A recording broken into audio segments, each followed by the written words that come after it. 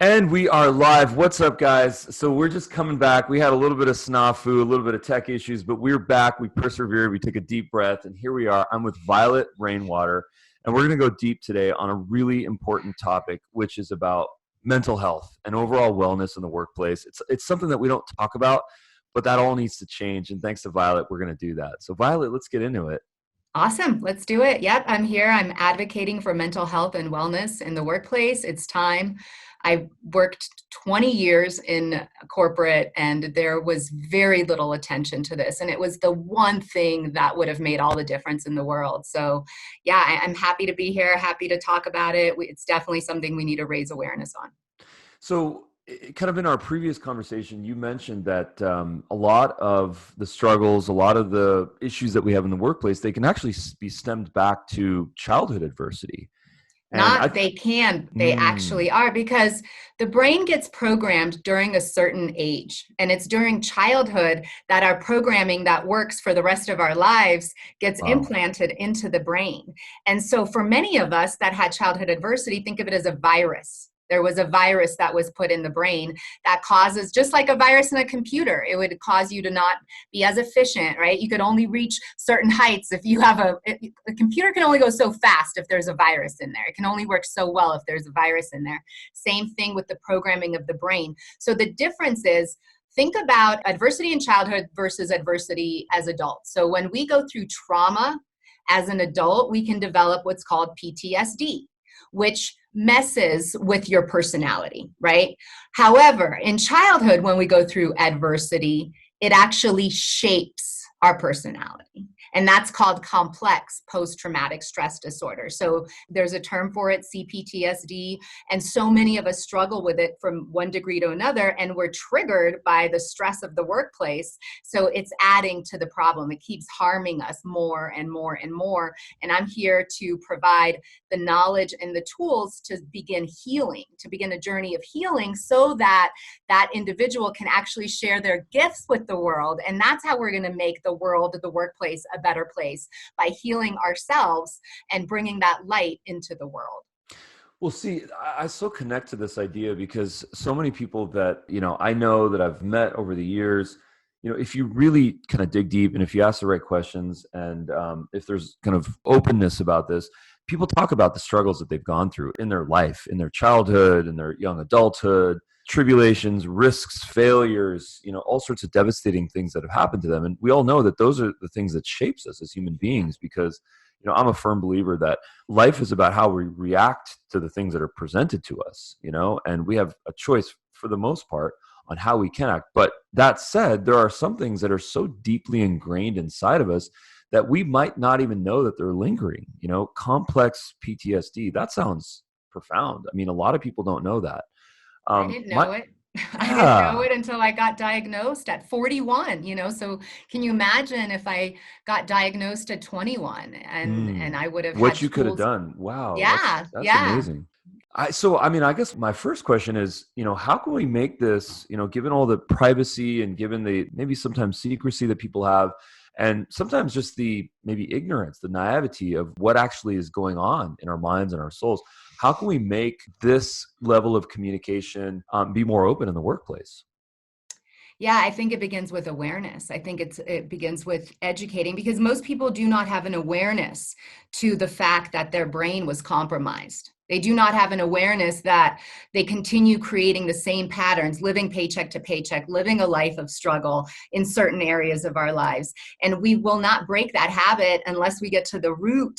And we can't get to the root unless we have an awareness. And so I think this is where organizations really have a due diligence to begin making the mental health of their team members their number one priority, because that is the foundation of how we show up to work and how we interact with our colleagues and our customers and our prospects.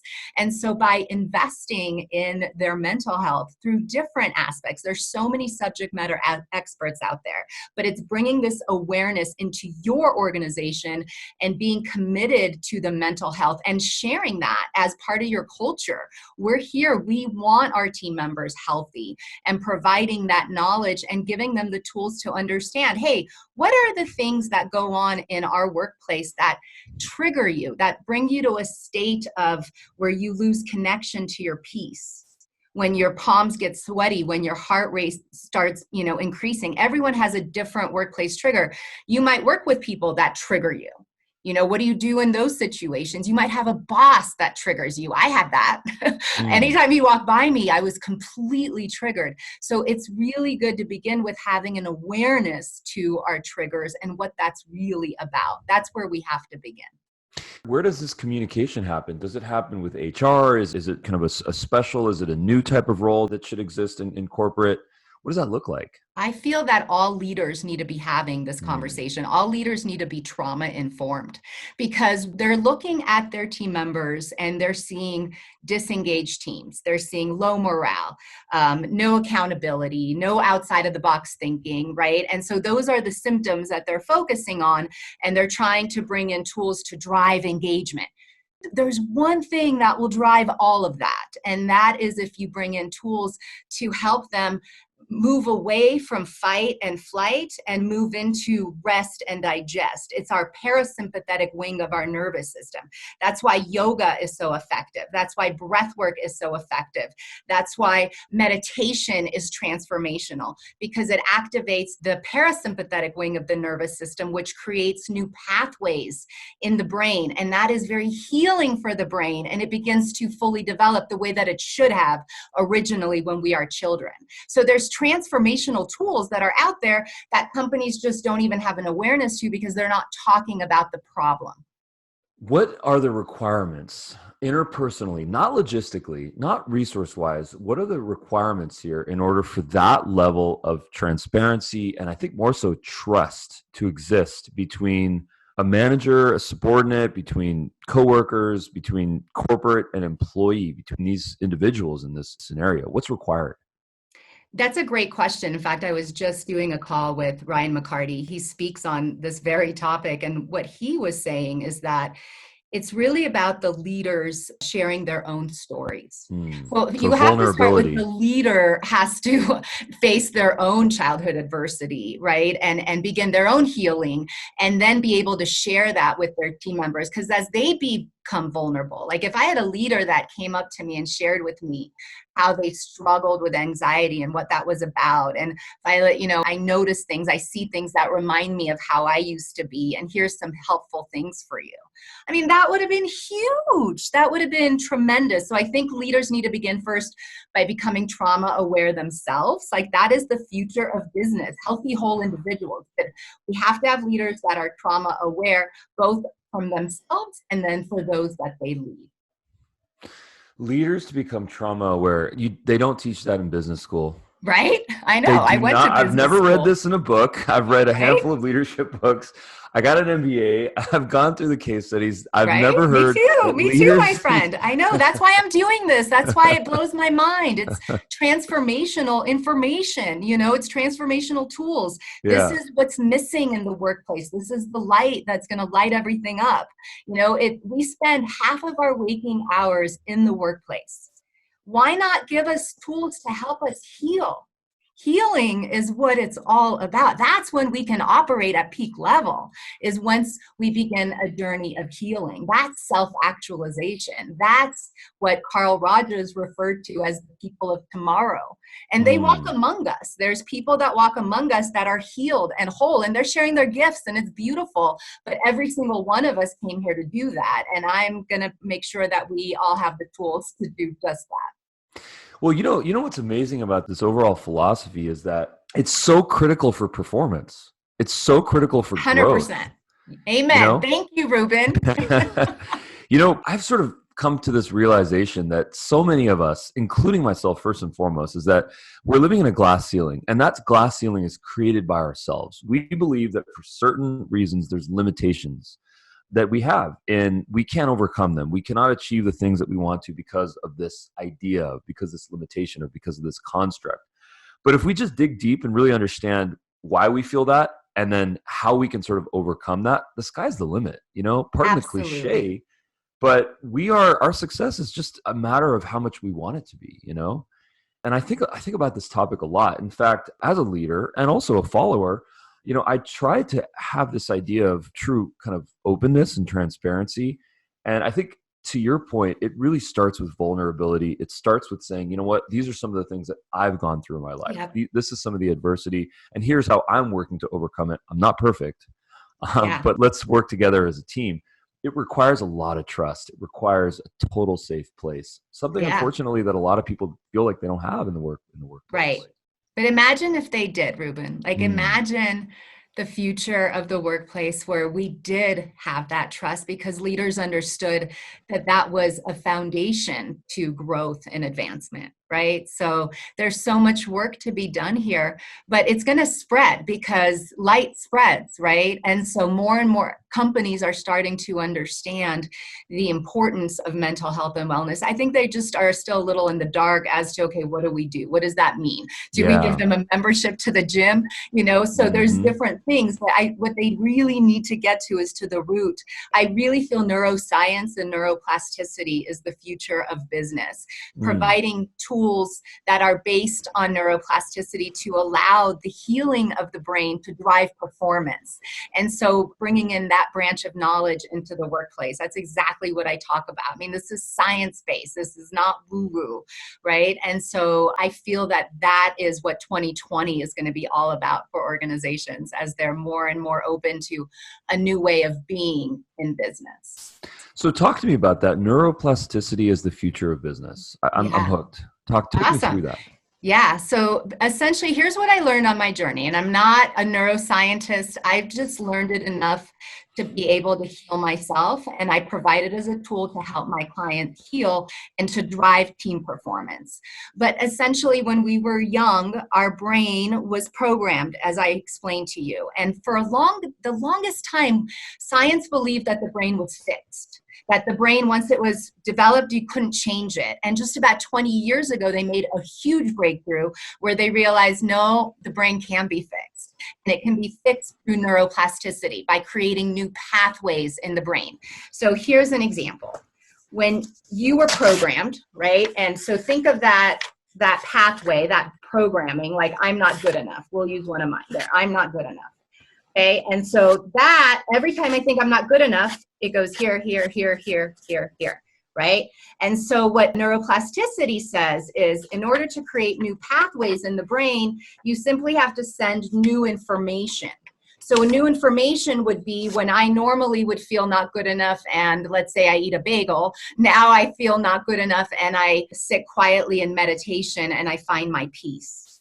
That breaks an old pattern and it sends a new pathway in the brain. And the way that we heal the brain is by sending new pathways again and again and again and again. So it's small things repetitively. So Mm, doing new business practices over and over and over again, like for example, incorporating lavender oil, at taking a few deep breaths of lavender oil in between segments. That creates new pathways in the brain. So it's starting to do things in a new way that are all about healing. So mm. it's about the right nutrition, the right hydration, meditation, movement, energy, all of these things that you're using to drive business while you're driving your health and your vitality. And so that's what neuroplasticity is. It's simply sending new information to the brain that's healing to the brain, that's going to allow it to fully develop and operate at a level that is not able to operate at from where you are today. Does that make Wow. sense? That makes a ton of sense. That's how we tap into our potential Hmm. through neuroplasticity. There's no other way around it. There's no new CRM, there's no SEO or marketing. It's none of Mm. that. It's none of that. It's 100% the programming of the brain, and we have the power to change that in every minute. And so we need to have this knowledge. We need to bring this into the workplace, and companies need to be open to this because the majority of their team members struggle with a mental disorder. Most of us struggle with it. It's just what degree do we struggle to? So let me understand what you just said. I want to make sure I understand that. So you said most of us suffer from a mental disorder to a certain Yes, degree. yes, That's crazy. Talk to me about yes. that. What does that mean? Well, I think that we just live in a world with so many things we just think is normal. Like, how many times do you hear people say, Yeah, I tend to worry, or, oh, I'm a people pleaser, or I'm a perfectionist. Have you ever heard those type of terms? Every day. That's a mental disorder. When I talk to myself in the mirror. That's a mental disorder. But I'm saying there's no shame in it.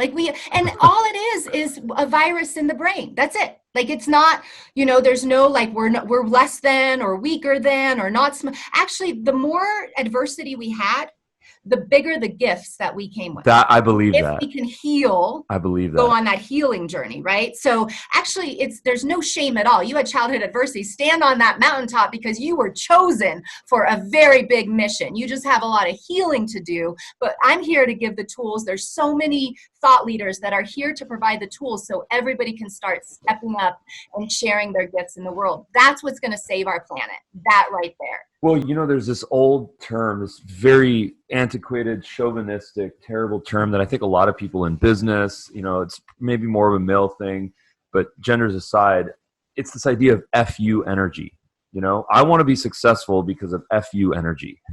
And talk about a perfect example of having gone through trauma, having gone through adversity, having gone through hatred, having gone through people telling you that you can't do something, that you can't be successful. And then you culminating, creating all this light, all this energy to want to become successful, to prove other people wrong. It's not positive. It's not good. It's not healthy. And that was me for so many years. That's why I could never fill. I thought, I thought it was all about money because I came here in 1978 and like we're walking into the decade of bling, bling, bling, like the 80s. It was all about more, bigger, right? And so I bought into the idea that the American dream was all about money. And as soon as I got into the workplace, it was, okay, when I can make 100. Well, when I made 100, nothing changed. So it must be more when I make 150. When I make 200, when I make 250. And I mean, it just kept moving up until here I was making, a significant amount of money and nothing changed inside of me. Nothing. Nothing. In fact, I was almost resentful. Like here I had money and yet it didn't buy me happiness. What the hell? What have I been chasing my whole, like, what is this about then if it's not about money? And what is it about?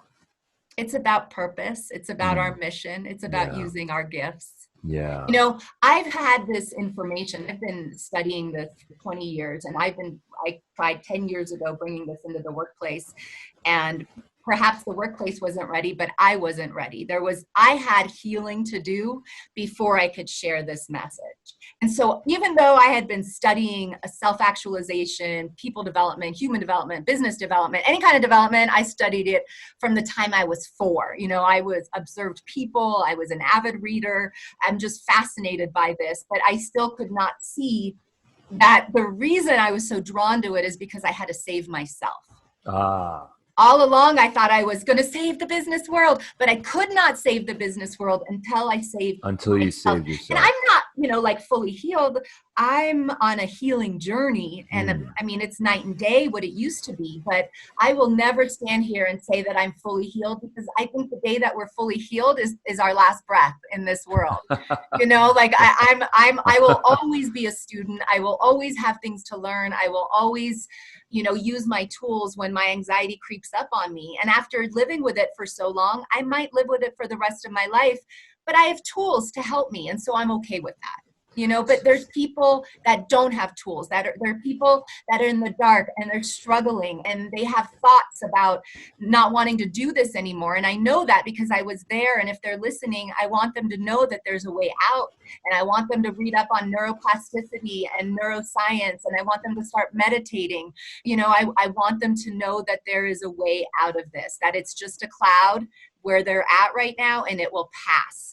And they have the ability right now to begin their healing journey.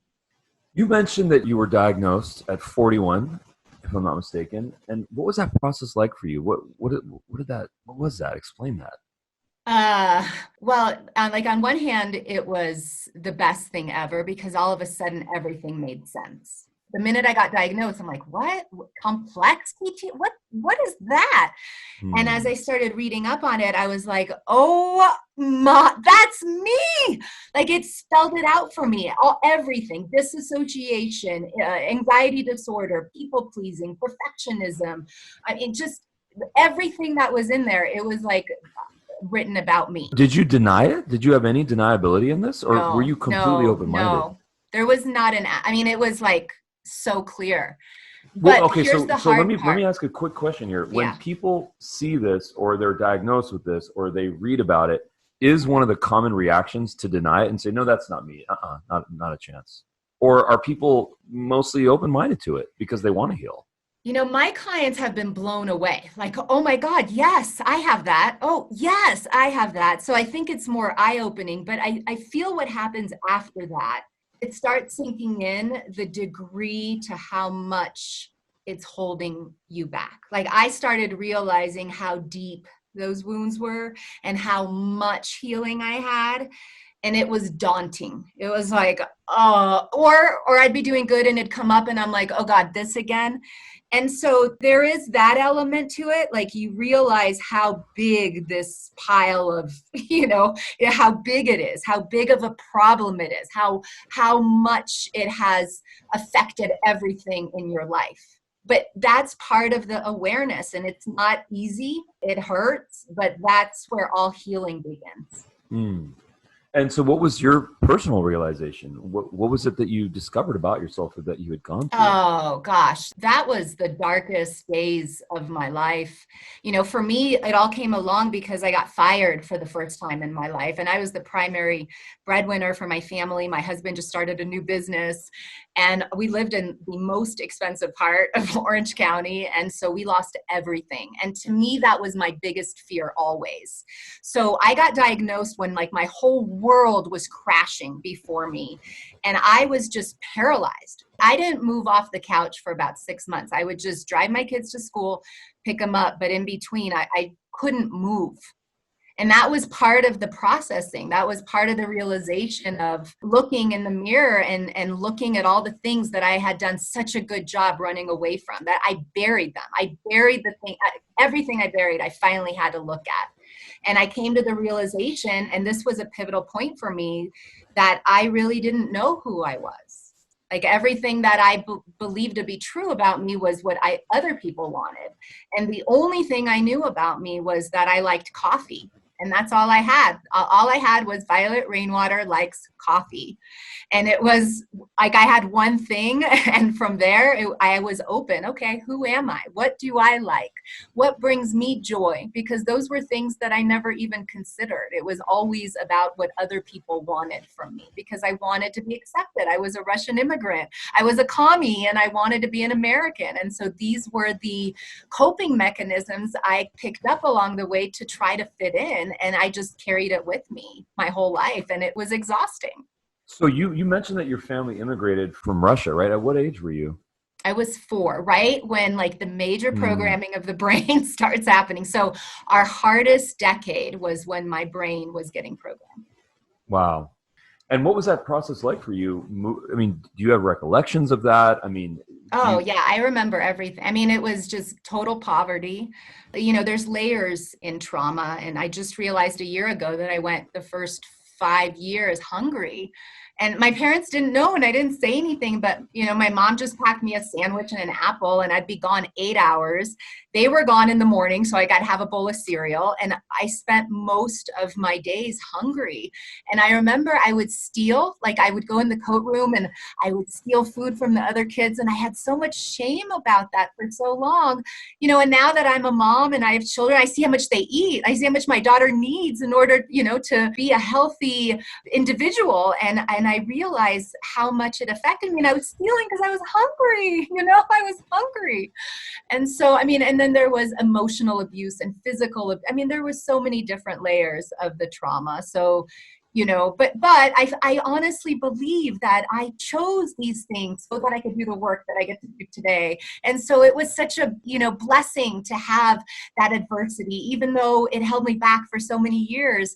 There's nothing in the world I'd rather be talking about or doing or dedicating my life to than this mission. So it was the perfect environment for Well, me. I mean, that's the ultimate kind of paradox. Through your adversity and through your challenges, you went through the self-realization, figured out a way that you could save yourself, help yourself, but now as a gift and your purpose is to help others, because I think it's such an Absolutely. intriguing Yeah. It's such an intriguing concept. It's such an intriguing and important topic that Thank unfortunately you, is Ruben. I that so that appreciate people that. don't talk about. No, I they mean, don't. And I get I've so much spent the pushback last because of that. So thank you. I appreciate that. I mean, I've spent the last, I don't know, it seems like so many years having deep conversations with friends, with family, with colleagues, with partners, talking about trials, tribulations, stuff that people have gone through, because it's all that it's the one thing that I'm so intrigued to discuss with people, because to learn about how they overcame it and how they broke that glass ceiling potentially, or how they're in the process of breaking it,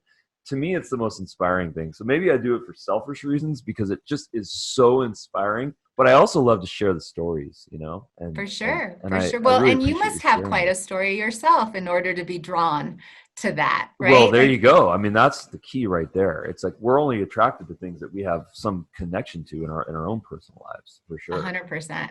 Yeah, 100%. most definitely. I mean, the practical thing that I want to understand is, here we are, we're a corporation, we're corporate America, we're a small business, we're a big business. We've got a laundry list of things to do. We've got shareholder value, we've got the board of directors, we've got our quarterly goals, we've got all these things that we want to accomplish. And we're in a maybe survival situation, maybe kind of a medium term investment situation. And we need to maximize our productivity. We need to figure out ways to improve morale and output. And, so how can we kind of integrate this philosophy that you've been expressing? How can we integrate that into our business? I mean, the person that I'm thinking about right now, and pardon the cliche here, I don't know if you watch the show Billions. The show No. Billions is a really good TV show. It's on Showtime, and it's about this kind of tragic hero. His name is Bobby Axelrod, and there's this specific character, and you got to check this out. It's super Okay. interesting. Her name in the show is Wendy Rhodes, and she's played by the actress Maggie Siff, and Okay. she's the performance coach. She works directly with this fictional billionaire, Bobby Axelrod. She's married to Chuck Rhodes, who's like the sort of public defender. And it's just this crazy drama. The reason why I'm saying this is because she is there in this business to do a lot of the things that you and I are talking about. And I think that you do. Now, it's very dramatized and it's all TV and it's entertainment, but she's there to enhance people's performance through self-realization, through understanding what they've gone in their lives, how they can kind of embrace that ambition, and then figure out ways to kind of break the glass ceiling and do the best that they possibly can. So the way that she integrates into the business is super dramatic and entertaining, but I will not digress anymore. And I want to understand how practically in the real world here, how we can integrate this into businesses. Yeah, absolutely. Well, I mean, that's why I started my business 1 year later. That's exactly the service that I provide to organizations, whether it's in the format of a keynote or workshops. My favorite are diving deep with a team in a workshop, rolling up their sleeves, getting them to actually feel, what people need in order to really get something is they can't just see it and hear it. They need to actually feel it inside of them. And that's exactly what I do in my workshop. So the key, like if you just want to like Cliff Note summary, the key to all of this is activating the parasympathetic wing of the nervous system. So it's more relaxation, more calm, more peace. So anything that gets them to experience that and to actually feel it, and that's what we're wanting to incorporate into their business practice. We want to incorporate these peaceful practices. So now when they go and they start calling their prospects or they go walk into the meeting, they're coming from a place of peace, which is their power. Usually we're coming from a place of like, we're not even in our bodies. Like we're on, what am I going to have for lunch? And what, oh, did I pay the bill? And, oh, I got to pick up Tommy after school. So this is an opportunity to give us the tools to ground us and drive performance, but those are the very same tools that drive health and well-being in the workplace as well. So they work on both realms. They work as driving business, but also driving health. And that's really my approach to business development, is it has to be holistic, right? You're not successful if you're about to die from a heart attack. I'm sorry, that's not success, right? And I've seen Right. it so often in the workplace, especially with men as they get into their 50s. I worked quite a bit in the insurance space, and it was just crazy how many of them had bad hearts. It blew my mind. Like they had all this money, they had these thriving, businesses that did well, but their health they had bad hearts. They were like a walking heart attack. That's Yeah. not successful, so it's really about educating as to what is going on really, because there's what we think is going on and then there's what's really going on, and then giving them the tools that they can practice right then and there and start promoting this culture of healing. And that's exactly what 1 year later is about.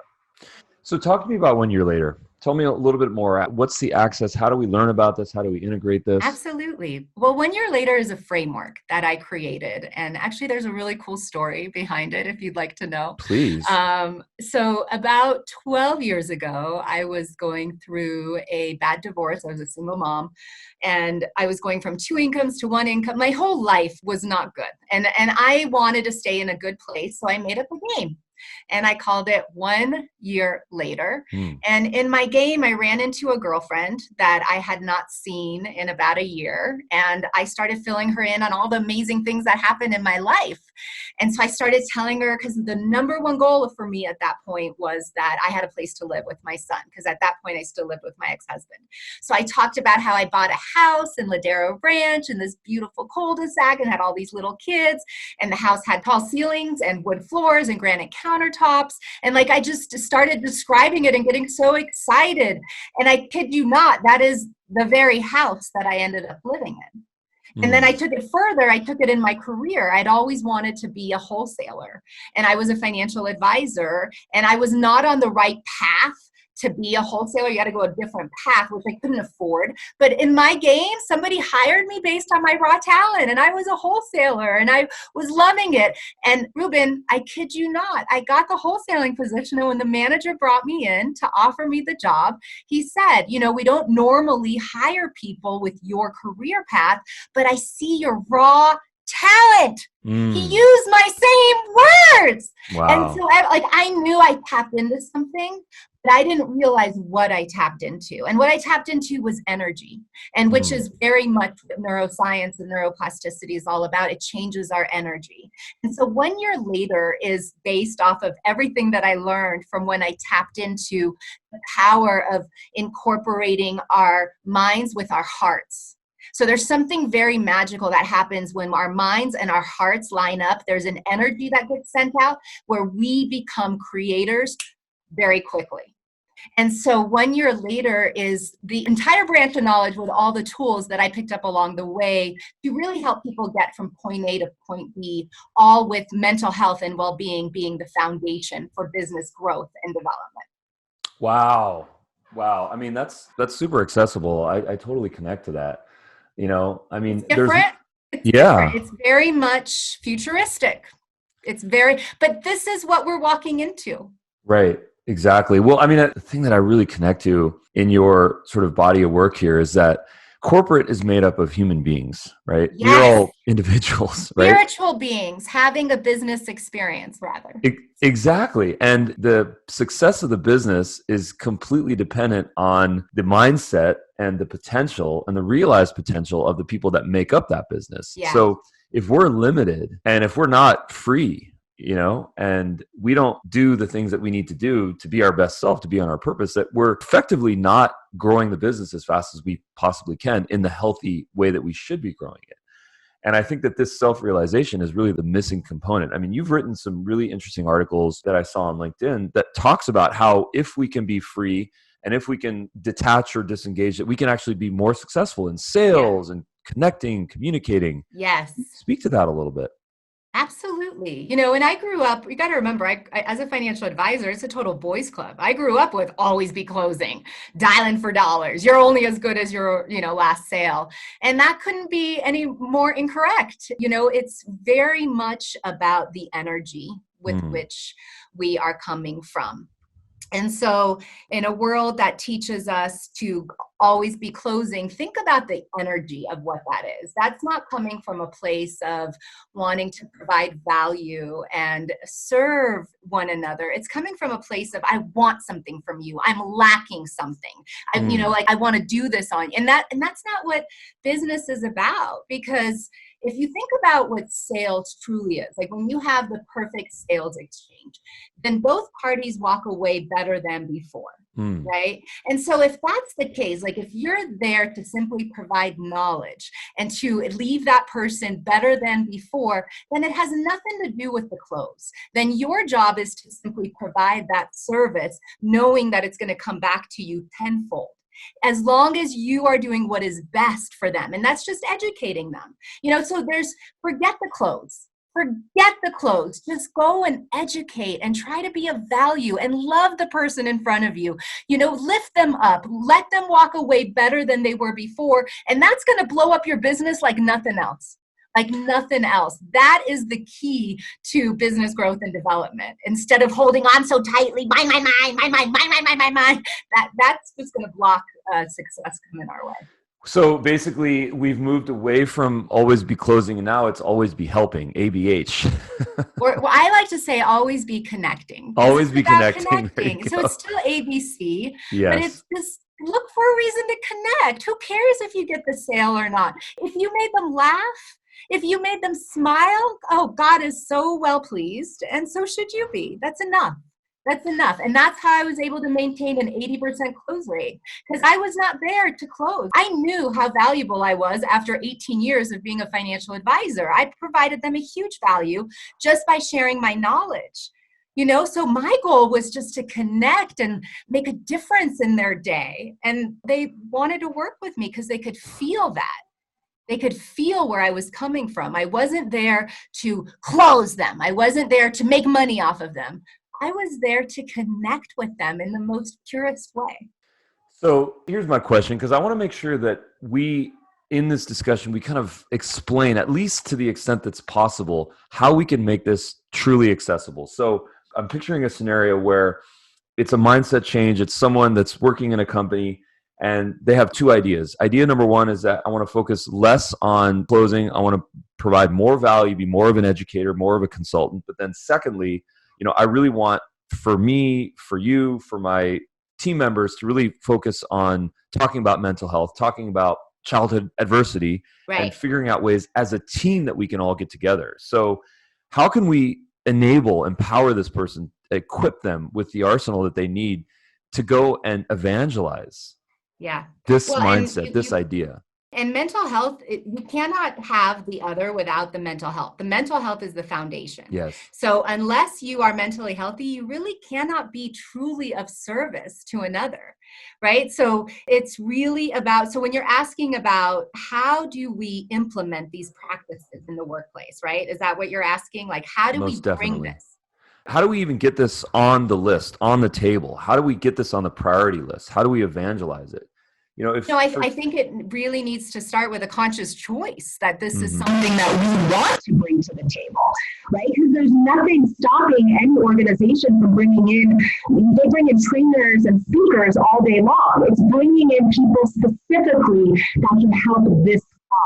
Just putting that as the number one priority for 2020. And that alone is going to transform business. Just having that intention to want to change the culture and make it a place that well-being and people are thriving and well-being.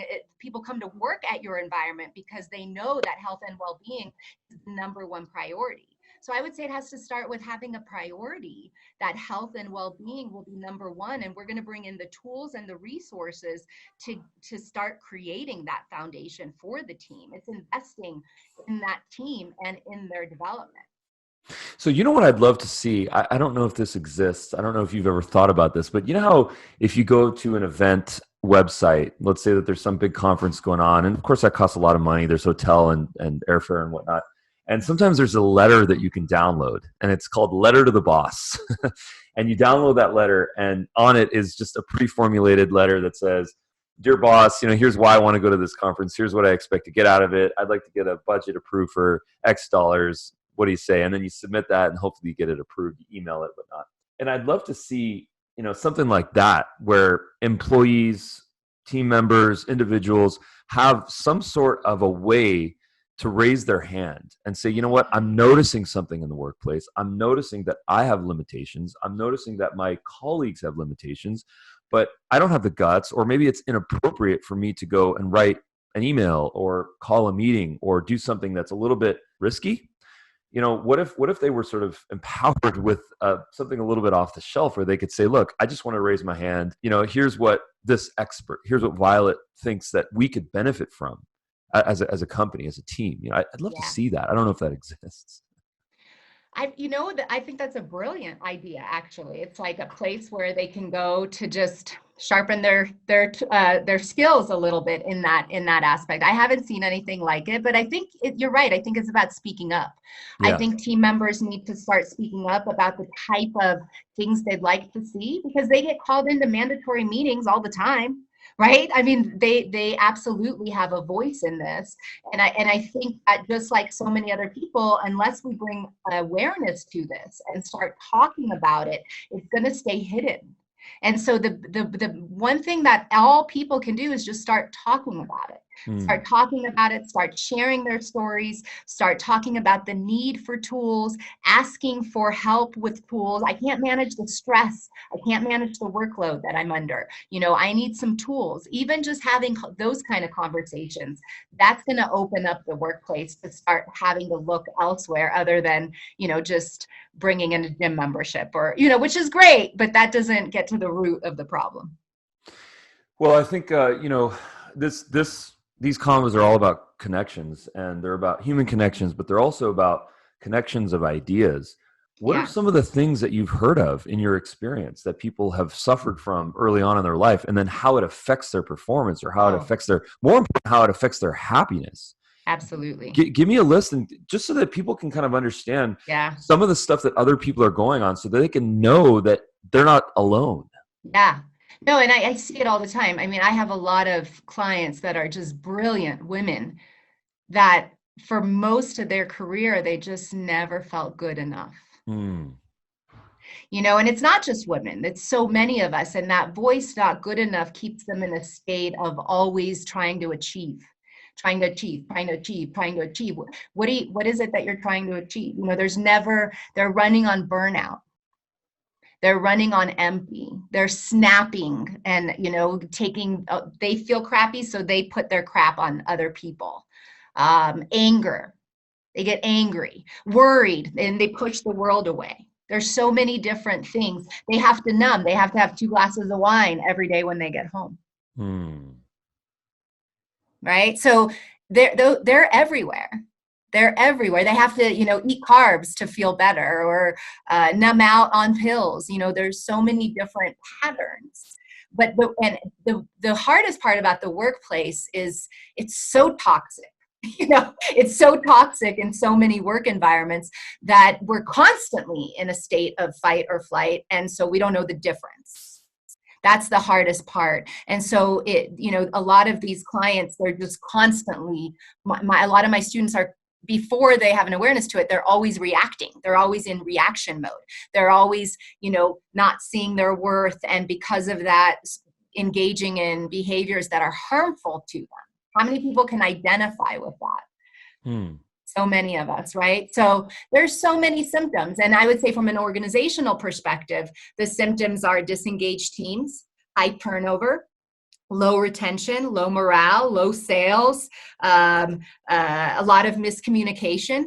Like all of those are what keeps leaders up at night, right? And yet the root of that is people that really need to drive their own mental health. And do you think that this type of communication happens on a more of a kind of a private basis, where it's two people, it's a manager, it's an employee, or do you feel like this should be more of a team situation, I or think both? team and individual. I think Hmm. both. I think we need to just start talking about this freely. Like, hey guys, I was really triggered last week when I lost this sale, and I could just feel, all the thoughts coming over me. And then people start to chime in, I used to feel that way all the time. Here's something that I did that has really helped me manage my triggers when I lose a sale. So now it becomes team effort in everybody's health, driving everybody's health, right? So the more that we are able to share, there's no shame in this. It doesn't have to, I'm not asking people to come and share their scars and their wounds. It's not what I'm talking about. I'm not looking in, like, I'm not a therapist. I'm talking about simple science. It's what happened to your brain when you had that childhood adversity and how it's affecting you today, how it's showing up today, and what we need to do to change it. It's simply black and white. So there's no needing to hide or talk in private.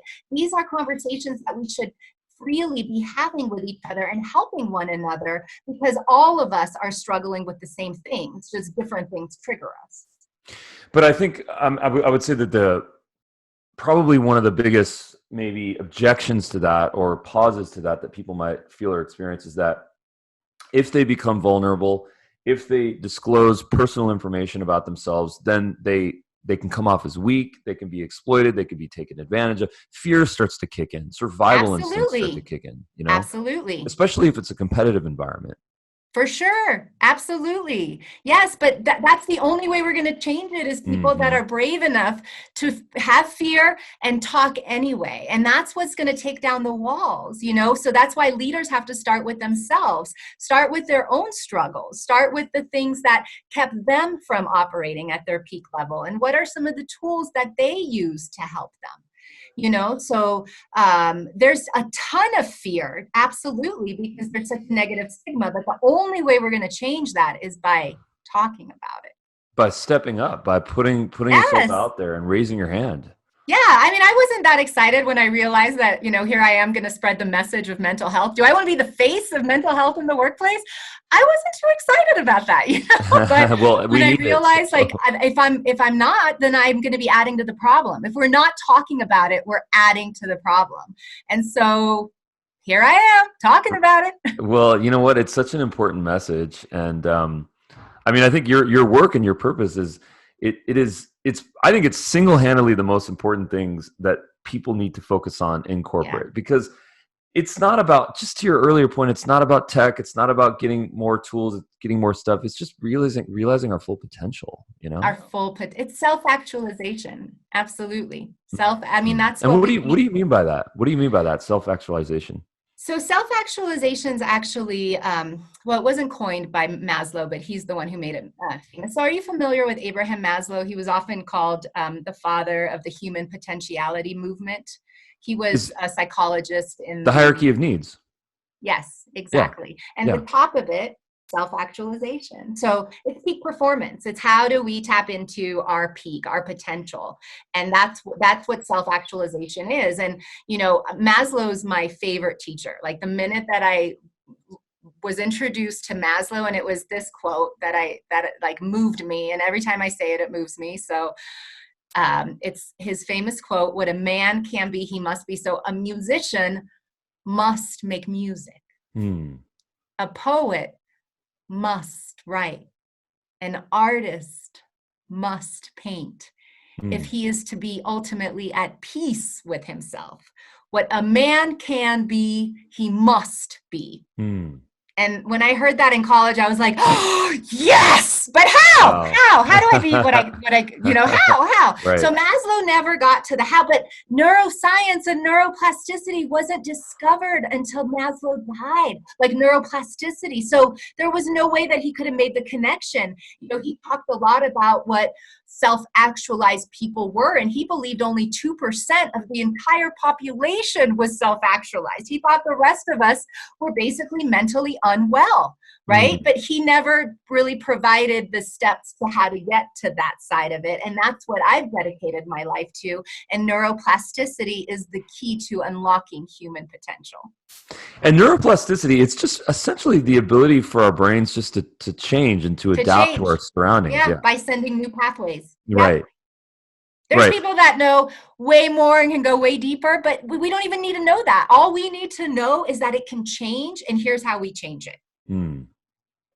So how is self-actualization, how does that juxtapose to this idea of self-validation?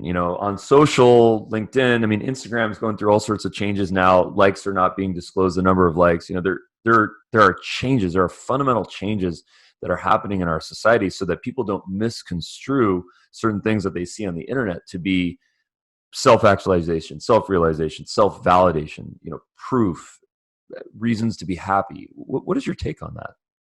I think it's part of the root of all the depression and anxiety that we as a society have, because we are looking online and we see what we feel everybody's life is perfect, and that they don't have the problems that we have. And so there must be something wrong with us. It just feeds into that whole not good enough, not good enough, not good enough. Most people I meet have a foundational belief statement that I am not good enough.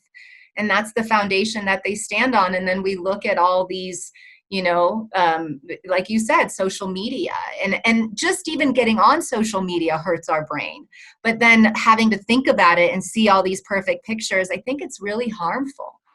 I feel like social media could be used in such a good way, and there are people using it in a good way, but I feel like it's extremely harmful, and more people need to turn off their social media and go inside, meditate, get quiet, come in for your own inner guidance. Shut out that outer world, because that outer world is really harming us, and it's harming our mental state, and nothing is more important than our mental state. Nothing. So that's my 2 cents on it. I struggle with it because I am active on LinkedIn, and I do realize that there's an algorithm and you have to be active a certain amount of to really get things going. But I struggle between wanting to be active and wanting to add to the harm. I don't want to bug people 10 times a day. I really don't. I want people to look at me and think, meditate. I need to meditate. I need to do self-care. I need to activate my parasympathetic wing of my nervous system. And so I think just it's too much. It's addicting, and it's affecting our brain health. So I'm really not a big fan. And yet it's such a platform to spread this message. So it's, how do you find that fine balance? And that's something that I continue to think about and ponder on, and I'm always open for some ideas or suggestions. Well, I mean, I want to hear more content from you around this topic, and I want it to be more ubiquitous, something that's more discussed in the workplace, because I've been in some very interesting corporate experiences throughout my career. I mean, big conglomerates, large companies, small scrappy startups that end up in the graveyard. Like I've seen a pretty big gamut of diversity in companies, and I have to say that probably 0.001% Right? of the time was spent on discussing mental issues, and Yeah. definitely not childhood issues, but Yeah, because they don't it's have an awareness either. They don't well, know.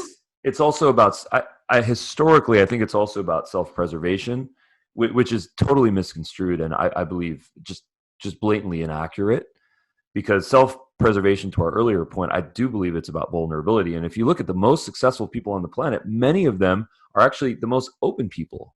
Yeah. They understand that they've made mistakes, that they've Yeah. failed, that they've gone through things, and they've learned from them. I mean, Well, and that's key, because I think when, at least for me and for the students that I've had, when we don't have an awareness to what is going wrong, we don't have resilience. Like, so mm, when I used to make a mistake, or I viewed something as failure, I didn't know how to get up from that, because it touched so deeply upon the wound of I'm not enough. Right. And so when in reality, that's part of growth. Falling on your face over and over, rejection again and again, like that's part of it. And now from where I stand, I'm stand on a very different foundation. I could never get my business off the ground before, because I didn't have the awareness or the tools. I couldn't be resilient.